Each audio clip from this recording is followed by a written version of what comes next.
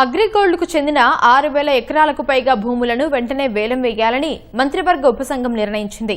సచివాలయంలో సమావేశమైన మంత్రివర్గ ఉపసంఘం వేలం ప్రక్రియను వేగంగా ప్రారంభించాలని సిఐడి పోలీసు శాఖలను ఆదేశించింది.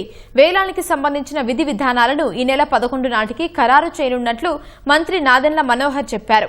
బాధితుల కేసులను వేగంగా విచారించేందుకు ఆగస్టు 15లోగా ప్రత్యేక కోర్టు ఏర్పాటు చేస్తామన్నారు. 9 రాష్ట్రాల్లోని డిపాజిటర్లకు బాండ్లు అందించేందుకు ప్రతి రాష్ట్రంలో ప్రత్యేక సెల్, డిపాజిటర్ల సమాచారం కోసం ప్రత్యేక వెబ్సైట్ అందుబాటులోకి తెస్తున్నట్లు చెప్పారు. సెప్టెంబర్ 15 నాటికి బాండ్ల పంపిణీ ప్రక్రియ పూర్తి చేసి విడతల వారీగా చెల్లింపులు జరపాలని లక్ష్యంగా పెట్టుకున్నామని చెప్పారు. సబ్ కమిటీ నిర్ణయాలపై అగ్రిగోల్డ్ బాధితుల సంక్షేమ సంఘం గౌరవ అధ్యక్షుడు ముప్పాల నాగేశ్వరరావు సంతృప్తి వ్యక్తం చేశారు.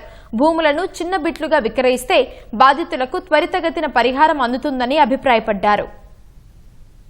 ఏదైతే ఇమూవబుల్ ప్రాపర్టీస్ కింద మేము ఐడెంటిఫై చేశామో అందులో 20,450 ఎకరాలు ఆంధ్రప్రదేశ్ లో ఉంది. ఈ 20,450 ఎకరాల్లో 14,304 ఎకరాలు, అందులో 6,330 ఎకరాలు ఫిట్ ఫర్ ఆక్షన్ గా మేము గుర్తించాం. త్వరగా ఈ ఆక్షన్ ప్రాసెస్ మొదలు పెట్టమని సిఐడి డిపార్ట్మెంట్ ని కోరడం జరిగింది. ఎట్టి పరిస్థితుల్లో కూడా సెప్టెంబర్ 15వ తారీఖు కల్లా ఈ ప్రక్రియ 11వ తారీఖున చీఫ్ సెక్రటరీ గారు ఆహ్వానించి ఇంటర్ స్టేట్ ఇష్యూస్ కొన్న మిగిలి ఉన్నాయో వాటికి కూడా పరిష్కారం జరిగే విధంగా, రాష్ట్రంలో కూడా ఇంటర్ డిపార్ట్మెంటల్ ఇష్యూస్ 1-2 చిన్నవి ఉన్నాయి, అవి కూడా మేము పరిష్కారం చేసుకునే విధంగా ముందుకెళ్తాం. గౌరవ చీఫ్ జస్టిస్ గారిని మనస్ఫూర్తిగా మేము గ్రూప్ ఆఫ్ మినిస్టర్స్ నుంచి కోరుకుంటున్నాం. ఆగస్ట్ 15వ తారీఖు కల్లా స్పెషల్ కోర్టు ఏదైతే మా కేబినెట్ ఆల్రెడీ అప్రూవ్ చేసిందో కోర్టు బిల్డింగ్ ఆల్రెడీ ఏర్పాటు చేసి అన్ని విధాలుగా సౌకర్యాలు మేము సిద్ధం చేశాం. గౌరవ చీఫ్ జస్టిస్ గారి సమయం ఇవ్వగానే దాన్ని ఇనాగ్రేట్ చేసి ఒక జ్యుడిషియల్ ఆఫీసర్ ని డెడికేటెడ్ గా అపాయింట్ చేస్తే దాన్ని ముందు తీసుకెళ్లే విధంగా మేము మా ప్రయత్నం మేము చేస్తాం.